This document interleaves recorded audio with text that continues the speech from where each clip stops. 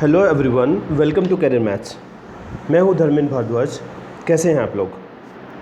सबसे पहले टाइमिंग के बारे में बात करें। मॉर्निंग क्लास अब 11 से 12 का टाइम रहता है, लेकिन अभी क्लास जो है इस वीक में पूरे में 12:15 क्लास हुई है आपकी। इवनिंग क्लास का टाइम 5 से 6 है और अभी फ़िलहाल जो है आपका जो है 6:15 बजे हमने क्लास स्टार्ट की है। ठीक है, पूरे वीक में 6:15 ही हमने क्लास स्टार्ट की। और नेक्स्ट वीक में, क्योंकि काफ़ी लोगों ने कहा था कि भी जो है चेंज आ गया थोड़ा सा शेड्यूल में, तो नेक्स्ट वीक में चेंज का मतलब लॉकडाउन खुलने के बाद लोग जो है कुछ एक्टिविटी में इन्वॉल्व होने लगे। पहले ये टाइम सबको 12:15 और जो है 6:15 शूट कर रहा था। तो अभी कुछ लोगों में मैसेज आए हैं 11:15 के लिए, कुछ लोगों के जो है 8-9 बजे से स्टार्ट करने के आए हैं। आप लोग भी अपने सजेशन भेजिएगा, उसके अकॉर्डिंग हम जो है डिसाइड करते हैं किस टाइम पे क्लास लेके आते हैं। ठीक है, तो चलिए शुरुआत करते हैं। आज जैसे कि हमने बात की थी कि आज जो है कुछ स्पेशल क्वेश्चन करेंगे और इस कड़ी में हम जो है इंस्टॉलमेंट के क्वेश्चन आपके लिए लेके आए हैं। तो पहले आप सोल्व करेंगे और फिर मैं आपको सॉल्यूशन बताने वाला हूँ। ठीक है, चलिए स्टार्ट करते हैं। पहला क्वेश्चन आपके सामने, सोल्व कीजिए।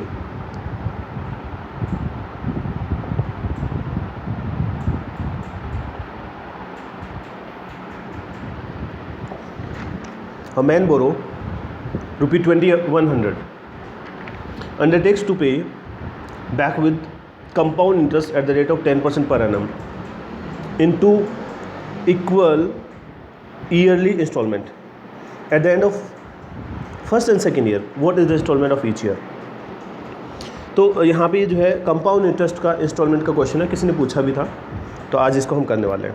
सबसे पहले मैं आपको फॉर्मूला लिख देता हूँ यहाँ पे। तो देखो क्या फॉर्मूला होता है, I/1 + R/100 plus I/1 + R/100 का स्क्वायर। ये इंस्टॉलमेंट का जो है फॉर्मूला है भाई, इंस्टॉलमेंट निकालने का। कंपाउंड जितने साल उतना पावर लगाते जाओ, क्यूब, ये चलता जाएगा ऐसे, और इसको बराबर रख दो किसके, अमाउंट के। I/1 + R/100 plus I/1 + R/100 का स्क्वायर प्लस I/1 + R/100 का क्यूब इज इक्वल टू ये इसका फॉर्मूला है। अब देखो, आप फॉर्मूला भी आप यूज़ कर सकते हो। मैं आपको सोल्व करने का आसान तरीका बताता हूँ, ध्यान दीजिएगा। सबसे पहली बात, यहाँ पे 2100 रुपये है अमाउंट, और यहाँ 10% के हिसाब से, ठीक है, 10% के हिसाब से जो है 2 साल की बात हो रही है। तो जब 2 साल की बात हो रही है तो मैं आपको एक तरीका बताता हूँ सोल्व करने का। सबसे पहले तो आप रेट ऑफ इंटरेस्ट लिखो। 20% कितना होता है, 1/5। 20% है ना, सॉरी 10% है, तो 10% है यहाँ पे, तो कितना लिखोगे, 1/10, 1/10। सबसे पहले रेट ऑफ इंटरेस्ट लिखो 10%। देखो भाई, समझो ध्यान से, 10% कितना होता है, 1/10 यानी 1/10। नीचे प्रिंसिपल है, ऊपर इंटरेस्ट है, तो 10 में 1 जोड़ दो तो कितना हो गया, 11/10। सेकेंड स्टेप क्या हुआ, आप इंटरेस्ट पे कर दो, तो P और A का रेशियो क्या, 11/10, 11/10। 10% रेट है, 1/10, 10 और 1 11, 11/10 लिखोगे इसको। बात समझ आई? अब इसको पलट दो, न्यूमरेटर को डिनोमिनेटर बना दो और डिनोमिनेटर को न्यूमरेटर, अंश को हर को अंश, तो 10/11 हो गया। ठीक है, मल्टीप्लाइड बाय, जब 2 साल है तो क्या करोगे, देखो यहाँ पे ये ऊपर वाला 10 है, नीचे वाला 11, 10 + 11 कितना होता है, 21, यहाँ पे लिख दो, और नीचे यहाँ पे 11 ही रहेगा। क्या किया, 10% 1/10, 10% 1/10, 10 में 1 जोड़ा 11/10, उसको पलट के लिख दिया 10/11। अब न्यूमरेटर और डिनोमिनेटर को जो है जोड़ के लिख दो ऊपर, और नीचे 11 ही रहेगा। और ये किसके बराबर है आपका, ये बराबर है 2100 के, 2100। ठीक है, तो 1 0 तो वैसे ही कट गया, 21 से 10 बार, तो ये हो जाएगा आपका 11 गुना में 11, 121 के गुना में 10, 1210 हो गया, 1210। बताइए, समझ आया कि नहीं आया? मैंने आपको सीधा तरीका बताया। Step number 1, rate of interest 10% है, 10% 1/10 हो गया, तो 10 में 1 जोड़ा 11/10, पलट दो 10/11, 10 + 11 21/11, इसको बराबर कर दिया 2100 के, तो 1 यूनिट की वैल्यू कितनी आ गई, 1210, 1210।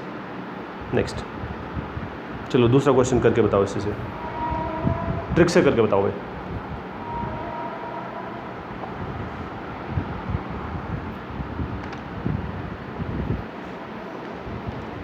क्या करोगे, 5% है,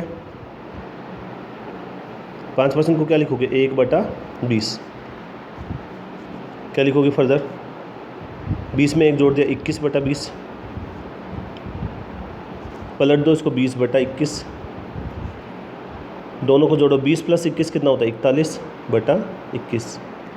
ठीक है, और मैं आगे लिख देता हूँ नेक्स्ट स्लाइड पे, 20/21 मल्टीप्लाइड बाई 41/21 बराबर कितना दे रखा है आपका 820।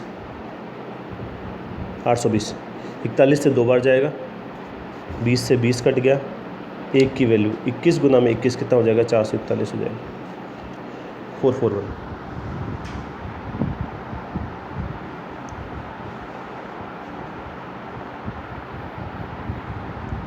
समझ आए सबको? नेक्स्ट 3 साल वाला आ गया भाई, 3 साल वाला सोल्व करके बताओ। A man borrow ₹1820 undertake to pay back with compound interest at 20% per annum in 3 equal yearly installment at the end of first, second and third year. What is the amount of each installment? बताओ।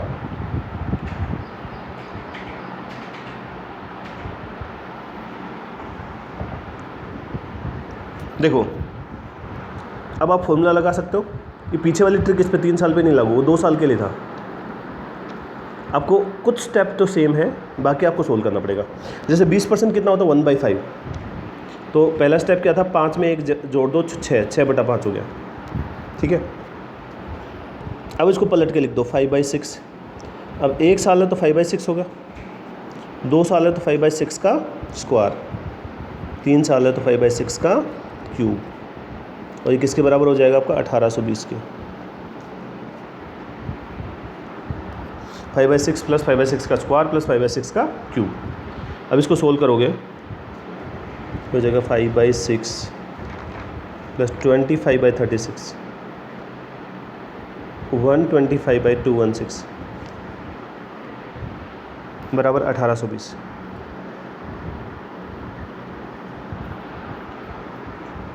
ठीक है, LCM कितना 216, 6 से 36 बार 36 गुना में 5 180, 36 से 6 बार 150, 216 तो 125 आएगा, ये होगा 330, 430, 455।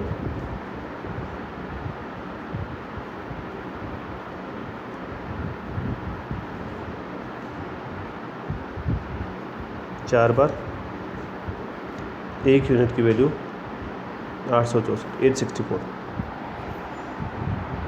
निकाल लिया 3 साल का भी इंस्टॉलमेंट। चलो एक सवाल और करके बताओ इसका, ये वाला करो। A person borrow a sum of 6000 at 10% per annum interest compounded annually. If money is to be paid in 3 equal installment, each payable at the end of the year, then what is the value of each installment? Solve कीजिए।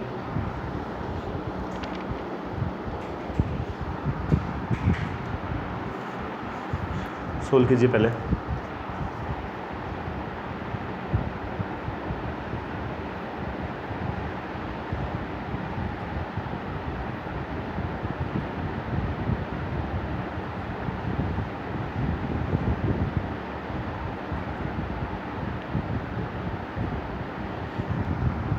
देखिए 10% कितना हो गया 1/10, 10% हो गया 1/10।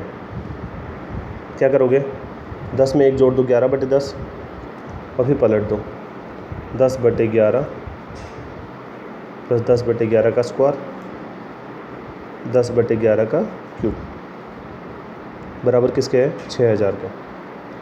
इस बार approximate value निकालनी है आपको भाई, पूरा पूरा सोल्व नहीं हो गए। 10/11 + 100/121 1000/1331 121 1331 बराबर 6000। 1331 हो गया एलसीएम, तो ये हो गया 1210। ठीक है, 1100, 1000, टोटल कर लो भाई। 3310, 3310 बटा 1331 बराबर 6000। तो एक यूनिट की वैल्यू हो जाएगी आपकी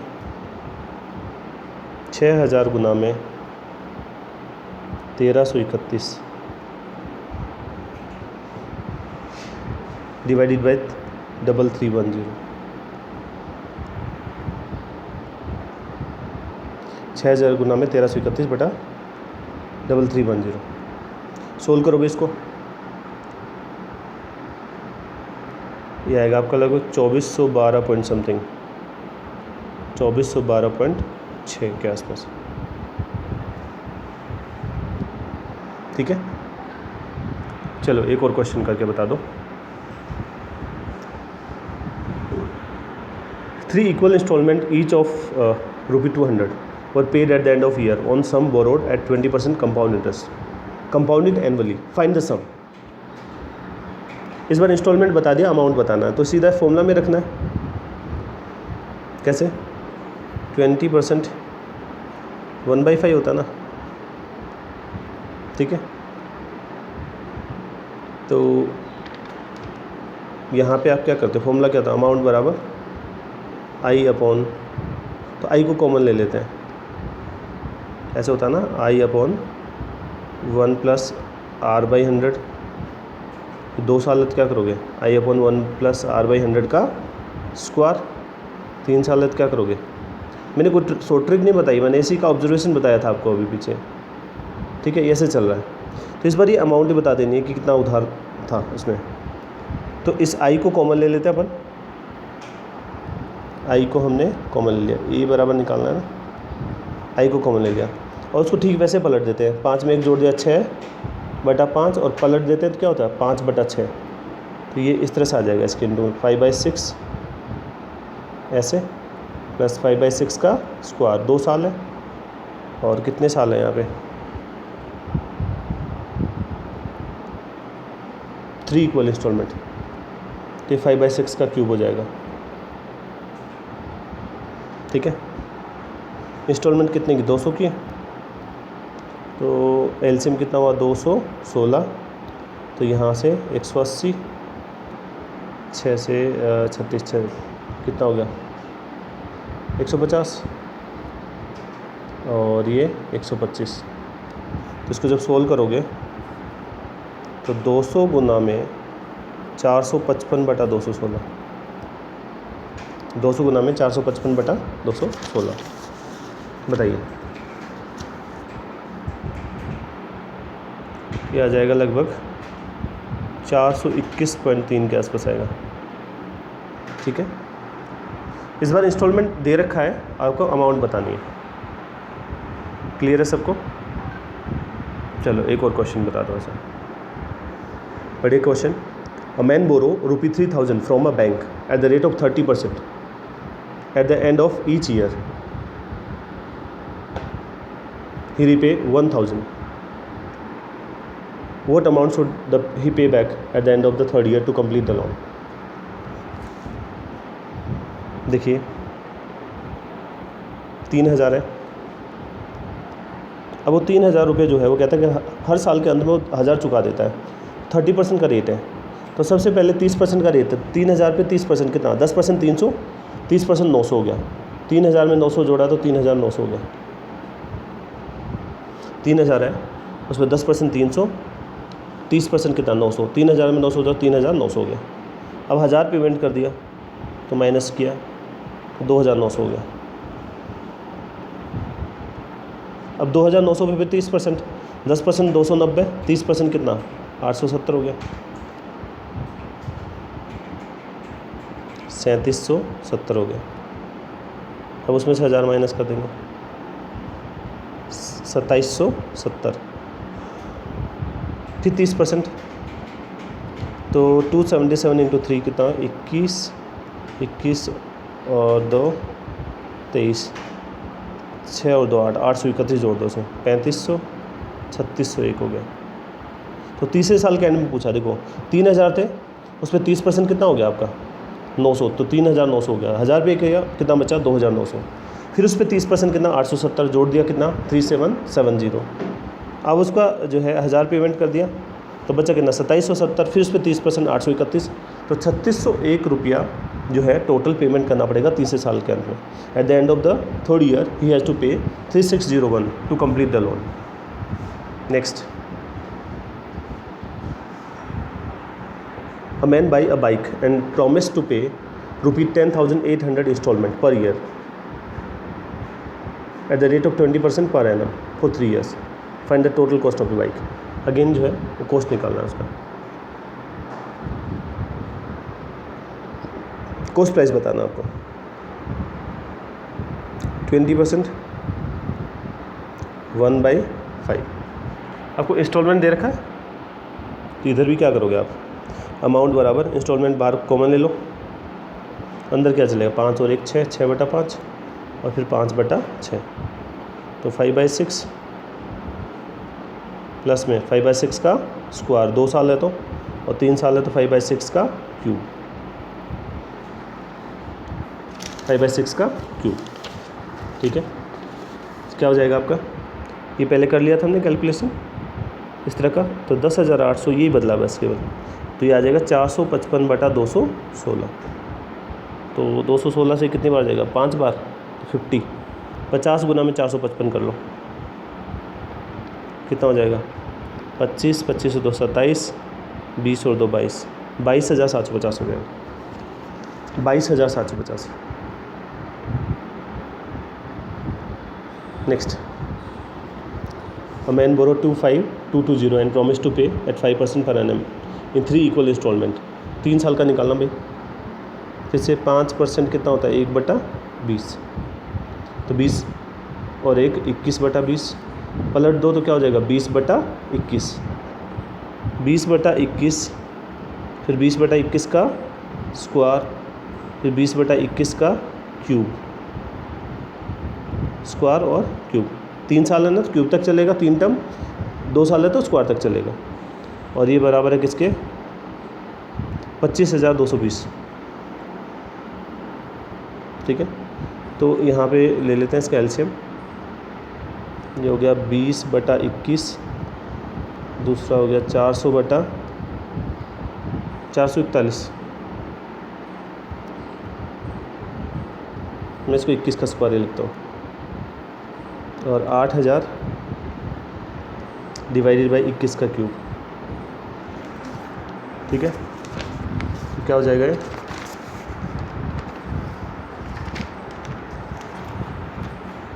किसके बराबर है 25,220, 25,220 के बराबर है।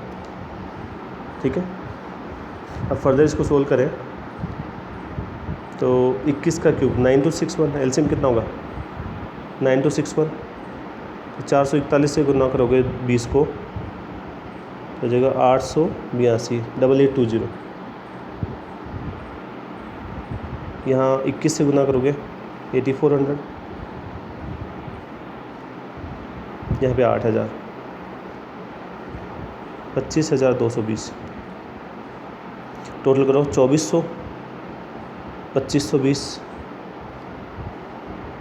एक सेकेंड, 2400 तो एक हो गया, और 1200, 25,220, ऊपर आया 25,220, नीचे है 9261 बराबर है 25,220, ये तो कट गया, तो एक की वैल्यू आ जाएगी 9261, 9261 आ गया इंस्टॉलमेंट। समझ आया सबको ये। नेक्स्ट पढ़िए question next, the ratio of compound interest for 3 years and simple interest for 1 year is 3.64:1, find the rate of interest. बताइए सोल्व करके।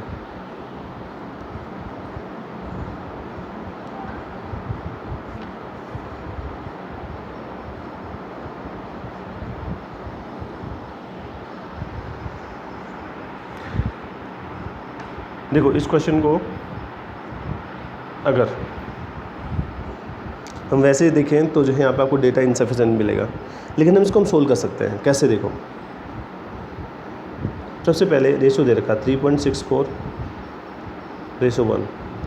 इसको मैं होल नंबर में कन्वर्ट कर दो, 100 से मल्टीप्लाई कर दो, तो 364 और 100 हो गया। ये वाला 1 साल का सिंपल इंटरेस्ट है और ये CI है 3 साल का, 3 ईयर का। तो अगर मैं इसका ट्री डायग्राम बनाऊँ कैसे बनेगा?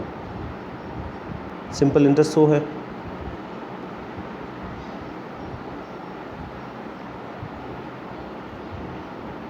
अगर सिंपल इंटरेस्ट 100 है 1 साल का, तो तीनों साल में 100 होगा, 100 100 100। अब कंपाउंड इंटरेस्ट है 364। तो देखो अब इसके बाद यहाँ पे क्या आता है, इधर A आता है, इधर A आता है, इधर भी A आता है, इधर B आता है। हमें रेट ऑफ इंटरेस्ट बताना है।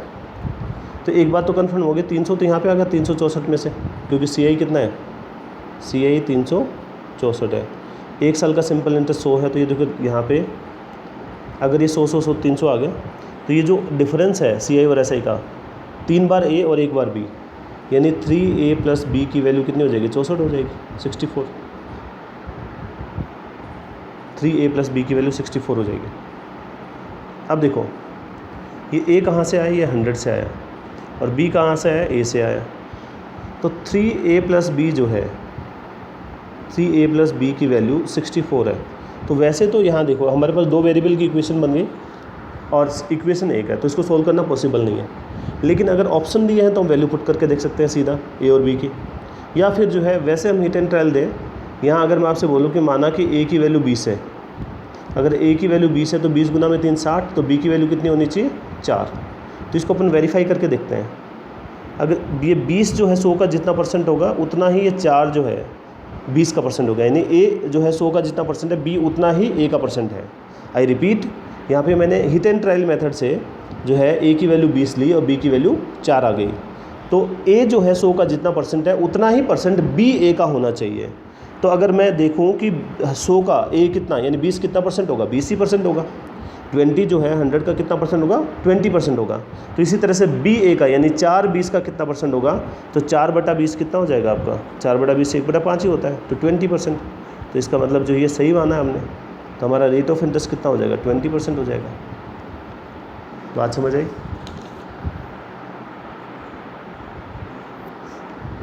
इम्पोर्टेंट क्वेश्चन देखो, उसने पहले क्वेश्चन में बोला क्या, 3 साल का जो है चक्रवृद्धि ब्याज और 1 साल का साधारण ब्याज का अनुपात दे रखा 3.64:1।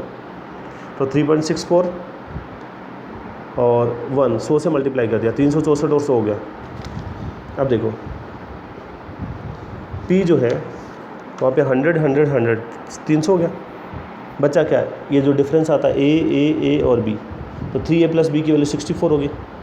अब जो है A जो है 100 का जितना परसेंट है, B A का उतना ही परसेंट होना चाहिए। तो हमने यहाँ पे 3A + B, A की वैल्यू हिट एंड ट्रायल से 20 रखी, तो B की वैल्यू जो है 4 हो गई। तो 4 20 का 20% है और 20 100 का जो है 20% है। आंसर क्या आ जाएगा, 20% हो जाएगा। ठीक है, कुछ बात समझ आई? यहाँ पे ऑप्शन दिए होते हैं, ऑप्शन से भी हम जो है डायरेक्ट वैल्यू निकाल सकते थे। Next, the rate of difference. यहाँ पे डिफरेंस का स्पेलिंग जो है प्रिंटिंग मिस्टेक है भाई, द रेशियो ऑफ होना चाहिए यहाँ पे। ये जो ऊपर वाली जो लाइन है, ये द रेशियो ऑफ डिफरेंस होगा। The ratio of difference for CI and SI for 3 years and 2 years is 19:6। Find the rate of interest.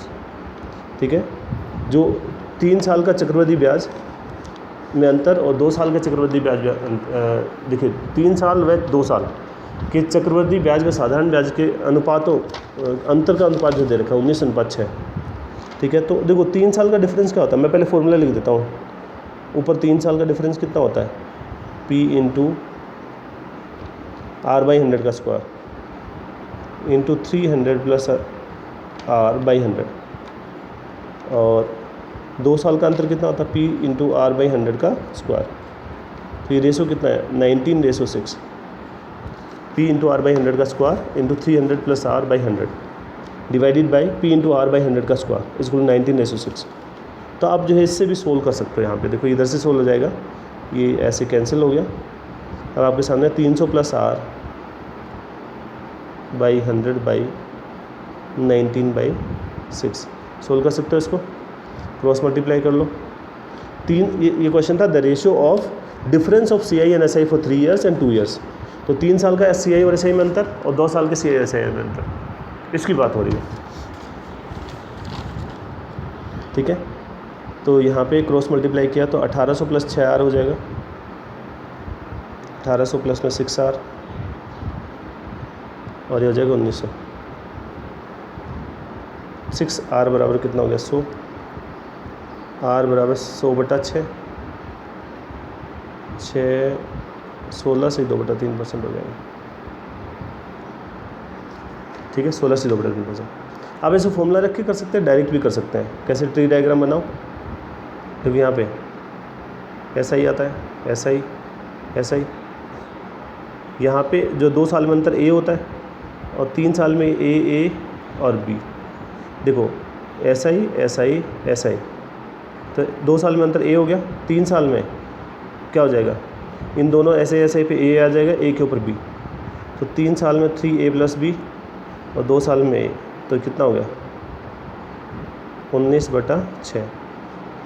ठीक है, इस हिसाब से A की वैल्यू 6 हो गई, तो A की वैल्यू पुट करो ऊपर वाली, तो A की वैल्यू 6 होगी, तो 3A + B 19 है, तो A 6 हो गया, तो 6 × 3 18, तो B की वैल्यू कितनी हो गई 1 हो गई, तो B 1 हो गया और ये हो गया 6।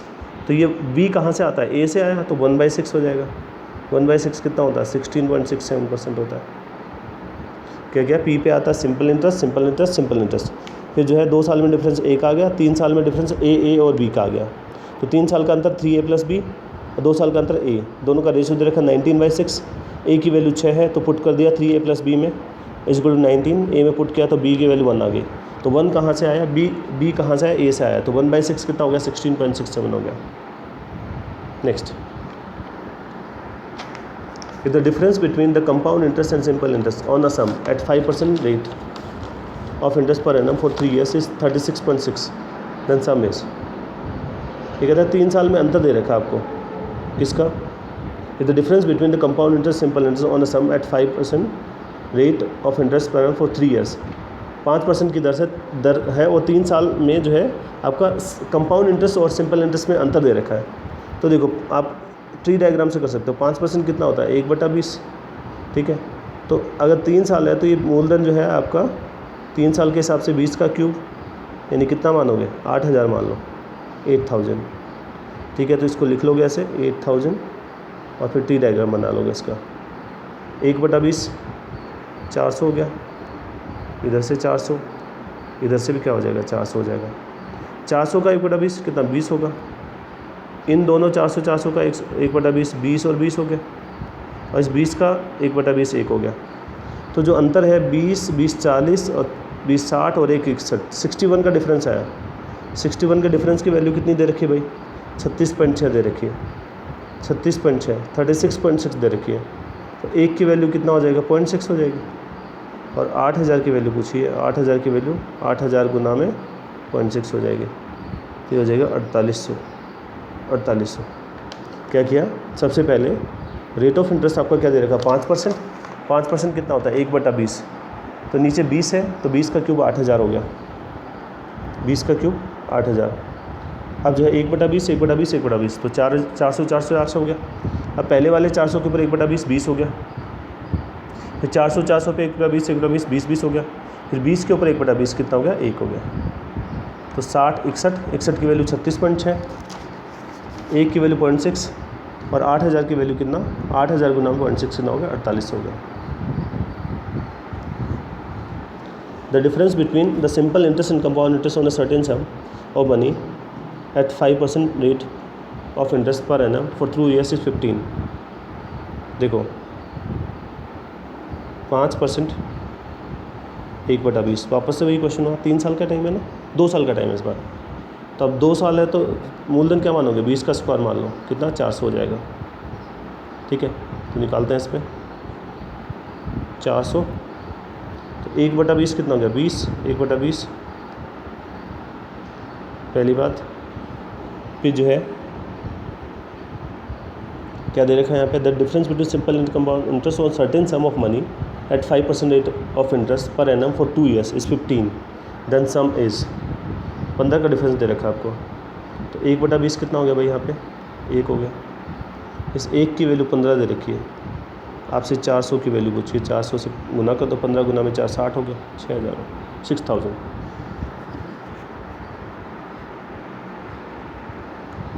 ठीक है। ट्री डायग्राम से हमारा क्वेश्चन ये सोल्व हो गया, 6000। चलो नेक्स्ट क्वेश्चन बताओ। What is the difference between compound interest on 5000 for 1.5 year at 4% per annum according to as the interest is compounded yearly और half yearly। तो आपको जो है देखो डेटा सेम है, 5000 प्रिंसिपल दे रखा है, रेट ऑफ इंटरेस्ट 4%। तो दो कंडीशन में डिफरेंस बता रहा, पर एनम में और हाफ ईयरली में डिफरेंस बताना है। तो देखो पहले पर एनम का निकाल लेते हैं। अगर पर एनम का इफेक्टिव रेट निकालो तो क्या होगा, पहले साल का 4% हो जाएगा और दूसरा साल आधा साल है, देखो 1.5 साल है, तो पहले साल 4% है, दूसरे साल आधा साल कितना हो जाएगा 2%। भाई आधा साल आधा रेट हो गया, 4 + 2 तो है तो कंपाउंड इंटरेस्ट, तो प्लस का x प्लस का y प्लस XY/100, 4 गुना में 2/100, तो 4 और 2 6 और ये कितना 6.08% हो गया। तो अगर अपन, क्योंकि हमें डिफरेंस निकालना था, केवल डिफरेंस का ही कैलकुलेट करेंगे, ठीक है। What is the difference between, तो यहाँ पे हमने प्रिंसिपल 5000 है, रेट 4% है, तो 1.5 साल का पर एनम के हिसाब से, तो पहले साल जो है आपका 4%, दूसरे साल आधा यानी 2% हो गया, तो plus x plus y plus XY/100 हो गया, तो 6.08% हो गया। दूसरा देखो, अगर हाफ ईयरली की बात करें, अगर हाफ ईयरली की बात करें तो पहली बात यह है कि 4 में 2 का भाग 2% का तो रेट हो गया। अब 6 महीने के 3 स्लॉट हैं, ठीक है, 6 महीने के 3 स्लॉट हैं, यानी 3 बार का केस है, तो हम वो फॉर्मूला बना के सकते हैं 3r, फिर क्या था आपका 3r² और r³ इससे बना सकते हैं, याद है ना सबको। ये इफेक्टिव रेट 3 साल का 3r.3r² r³, तो 2 गुना में 3 6 हो गया, 2 का स्क्वायर 4 गुना में 3 12 हो गया, 2 का क्यूब 8 हो गया, 6.1208, 6.1208। तो यहाँ पे 6.08, देखो यहाँ पे हाफ ईयरली का इफेक्टिव रेट कितना है 6.1208, और जो है आपका पर एनम का 6.08, दोनों का डिफरेंस निकाल लेते हैं। 6.08 8 0 12 में से 8 गया 4, देखो 8 0 12 में से 8 गया 4, 1 में से 1 गया, ये 1 है डेसिमल में चला गया, हासिल में चला गया, तो 0.0408 हो गया।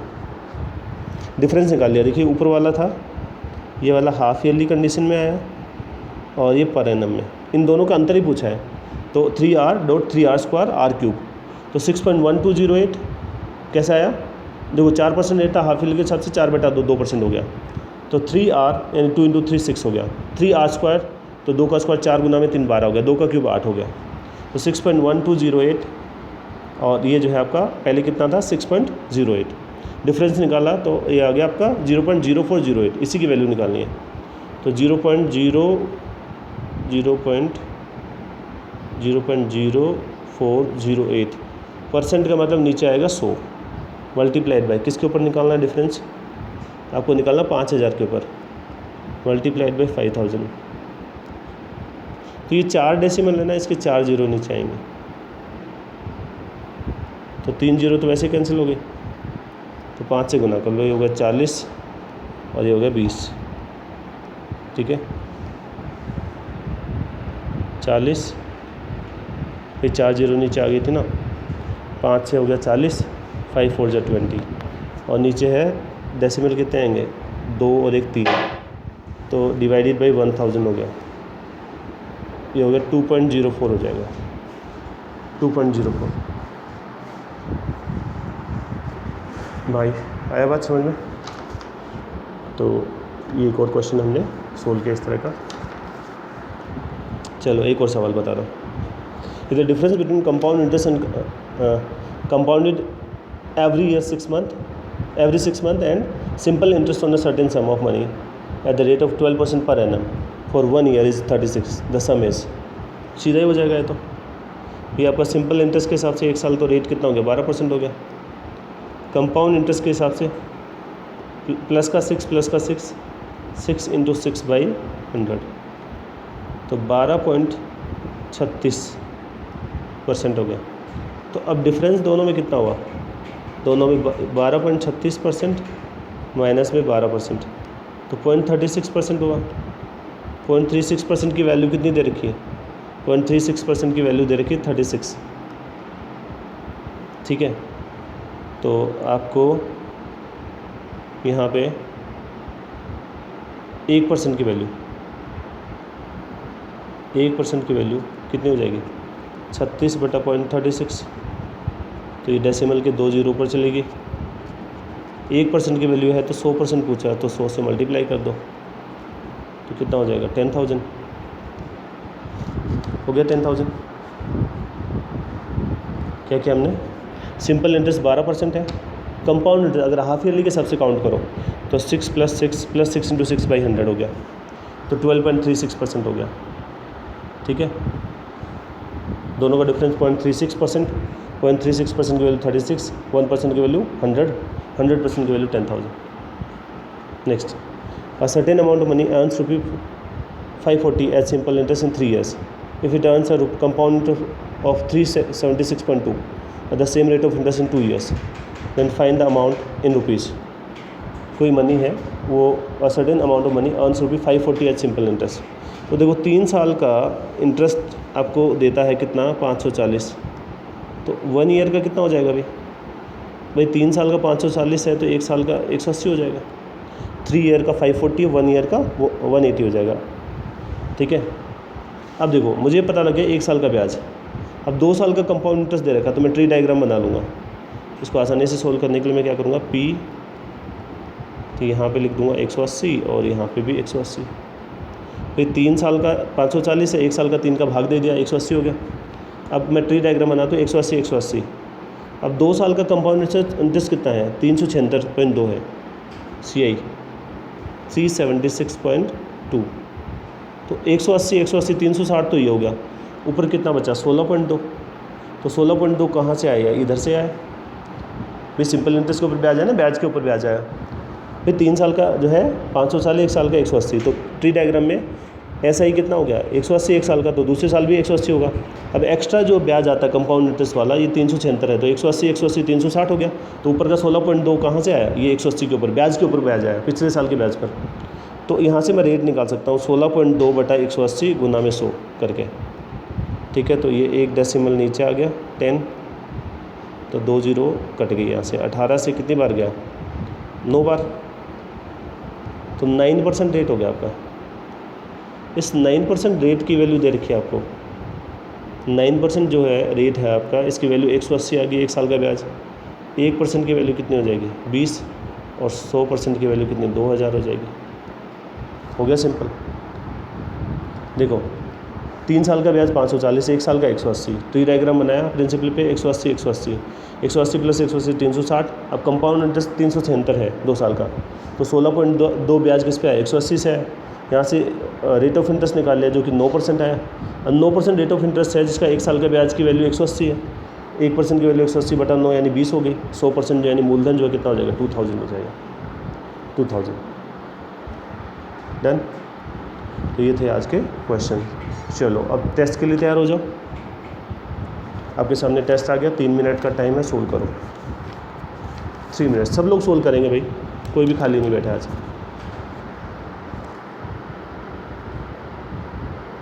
3 मिनट का टाइम है, टाइमर लगा दिया मैंने।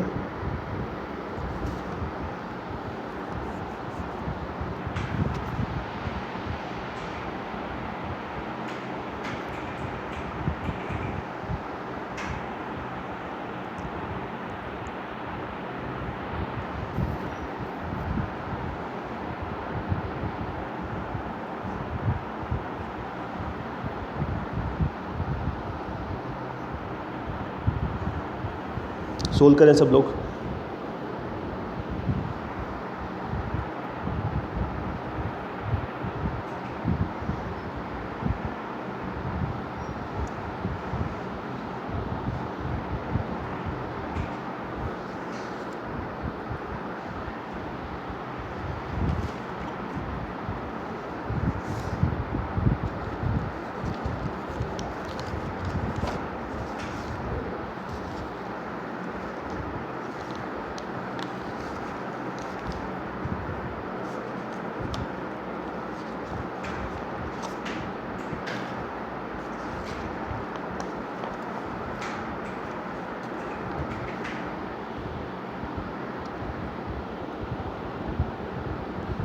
1.5 मिनट हो गया, अभी 1.5 मिनट हो रहा है, सोल्व करें सब लोग।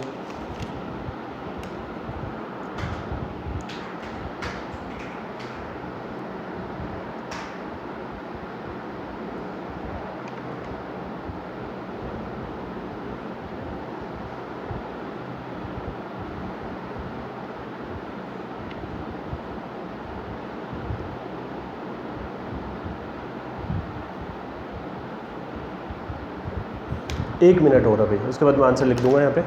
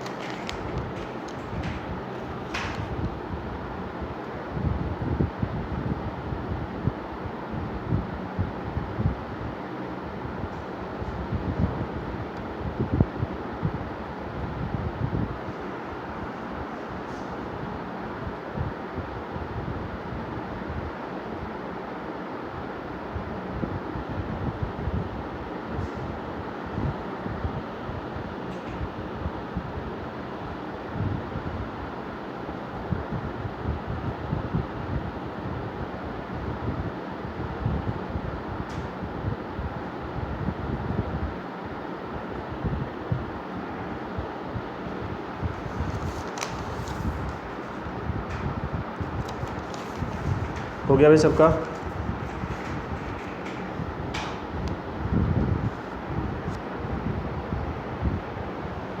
चलो मैं आंसर लिख रहा हूँ अब आपके। 3 मिनट का टाइम हो चुका आपका, अब मैं इनके आंसर लिख रहा हूँ। पहले का आंसर है आपका 50%, पहले का आंसर है 50%। दूसरे का आंसर है 25,200, 25,200। तीसरे का आंसर है 12 ईयर्स, 12 ईयर्स। चौथे का आंसर है 625। पांचवें का आंसर है 8%।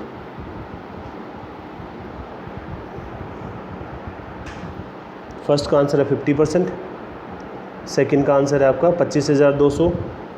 तीसरे का आंसर है 12 ईयर्स।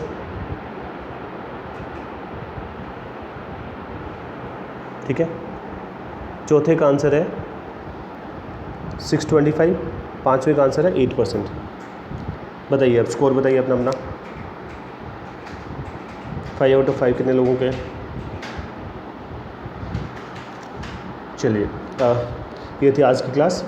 अब नेक्स्ट क्लास जो है आपकी मंडे की होगी। जो नया टाइम टेबल है आपको पहले मैसेज कर दिया जाएगा टेलीग्राम ग्रुप पे। और जो है कल जो है हमारा एडिटोरियल से रिलेटेड, इंग्लिश से रिलेटेड डिस्कशन है 9 बजे। तो जिन बच्चों ने मैसेज किया उनको मैं लिंक फॉरवर्ड करूँगा जूम क्लासेस के लिए। ठीक है। तो आप लोग जो है जो लोग भी इंटरेस्टेड है, जिन लोगों ने भी पहले इंक्वायरी किया था, तो आप मुझे मैसेज कर सकते हैं। जो लोग इंग्लिश का डिस्कशन आप ज्वाइन करना चाहते हैं कल, वो 9 बजे रहेगा आपका। ठीक है। Join Telegram channel career maths, join Facebook group career maths, like Facebook page, send doubts on WhatsApp number 7023402758, subscribe and share, press on bell icon. ठीक है। मिलते हैं कल 9 बजे। नेक्स्ट आपकी क्लास मंडे को होगी। जो दोनों क्लासेस का जो टाइम जो है, अब जो नेक्स्ट क्लास कल और परसों, यानी सैटरडे और संडे दोनों दिन क्लास नहीं है जो रेगुलर क्लासेज होती है। अब नेक्स्ट क्लास जो है मैथ्स की कब होगी? मंडे को होगी। ठीक है। और कल जो हम मिल रहे हैं इंग्लिश के डिस्कशन के लिए मिल रहे हैं। ठीक है, 9 बजे। जो लोग मुझे मैसेज करेंगे उन्हीं को मैं लिंक फॉरवर्ड करूँगा कि कैसे आप मीटिंग ज्वाइन कर सकते हैं। चलिए आज के लिए इतना ही। आप जो है नीचे कमेंट सेक्शन में अपना फीडबैक लिखना नहीं भूलें। अगली क्लास में आपका टाइमिंग क्या होना चाहिए, क्या चीज़ें ऐड कर सकते हैं, और जो है और क्या क्या चीज़ें, आपके जो भी फीडबैक है कि आपको अच्छा लगा, बुरा लगा, जिस भी तरह से वो आप फॉरवर्ड कर सकते हैं, आप लिख सकते हैं उसमें। लाइक करें, लाइक करना नहीं भूलें, सब्सक्राइब करें, शेयर करें। चलिए, थैंक यू।